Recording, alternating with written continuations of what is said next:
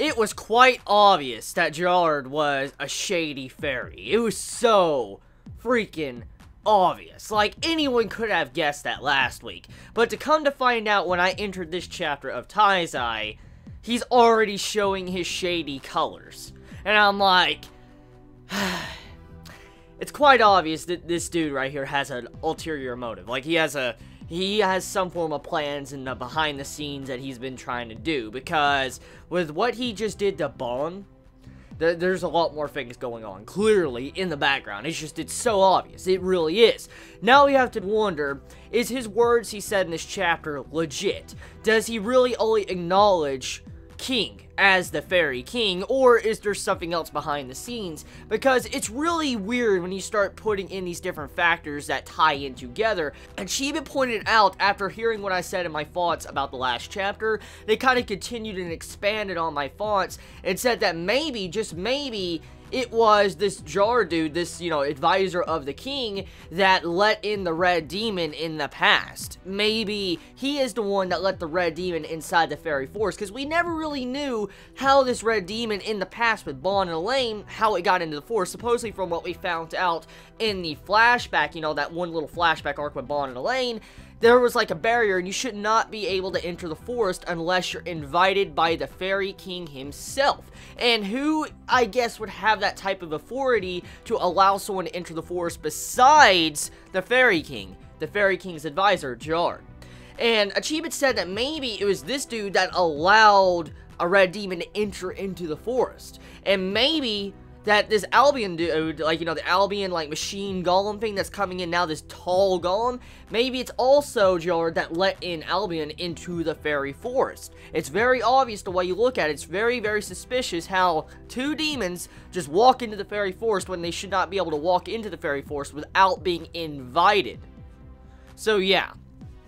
A very, very, very, very, very shady backstory to this, advisor, because it makes you wonder, did he allow it? Let me explain why this kind of theory that Achievement mentioned actually does hold weight in this chapter. In this chapter, we get to see a little bit of a glimpse at this Gerard's power. We get to see how his power is demonstrated towards Bond. Supposedly, from what I could see from the way the panels looked, he can manipulate the fairy tree. And as we remember in the past, the fairy tree is, King's ability. King can manipulate the fairy tree, his sacred treasures, the fairy tree, stuff like that. And in the chapter, you see how this dude is manipulating plants, or maybe he's manipulating the fairy tree itself, and it makes a lot of sense if he was able to let these demons inside the fairy forest. So yeah, very, very, very, very shady. So I'm just gonna say right now, I'm inclined to believe that he did let the red demon inside the forest and Albion inside the forest. I'm really inclined to believe that. Maybe he let Albion inside the forest to set Bon up. That's a possibility, too. If you think about it, I mean, wouldn't this, overall fight between Albion and King kind of raise King's standards or, his popularity in the fairy forest? Let's think about this. Like, out of all the things that's going on in the forest right now, who would really win if Albion was defeated? Let's look at the standpoint at the end of the chapter. King would be the one that gets all the praise if, King takes down Albion. And if King takes down Albion, what do you think all the fairies in the forest are going to do when King takes them down? They're all going to praise and cheer for King, like, oh, I knew he could do it, he saved us all, King, our new fairy king, stuff like that, because Bond's going to be disappeared. Bond's going to be gone, people are going to be looking for him, they're probably not going to be able to find him, and then eventually they're going to turn towards King. And then that is what's going to happen there. So he's setting it up to where King most likely is going to become the fairy king once again. So yeah, I see the overall plans what he's doing out there. He's setting up to where King is going to win. But the question is, can King win against this dude? Because you have to wonder, okay? This Albion is supposedly, it's like Hendrickson level. It's that strong. But for some reason, we know that King is, a lower level in power. Like, his power doesn't even come close to what Albion was shown when, Meliodas was fighting a couple chapters back. Now, we don't know if this Albion is as strong as the other one, because the shape and form of it is completely different. Maybe it's a different type of class. Like, I mean, there might be different type of classes of Albion and certain strengths, so maybe this one might be weaker than the previous one we had. But the point of it is can King really take down Albion, since it was that strong? It was like Hendrickson level. And we know for a fact King wasn't that strong. Like, he wasn't Hendrickson level from what we can assume. So, yeah. Very strange. I mean, I wonder how that's going to go down. Now, one thing, though.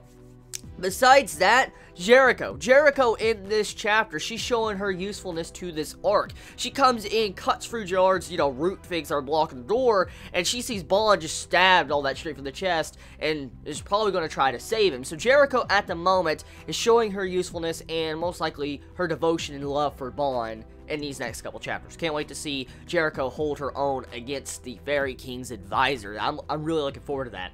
Now, Albion, the destructive capacity of Albion in this chapter. Oh, oh my god. Okay, so Albion, straight up, he just moves his hand like this, just this, okay? He just does that. And you see the fairy force just, oh, you know what panel I'm talking about. Like, yo, that fucking panel.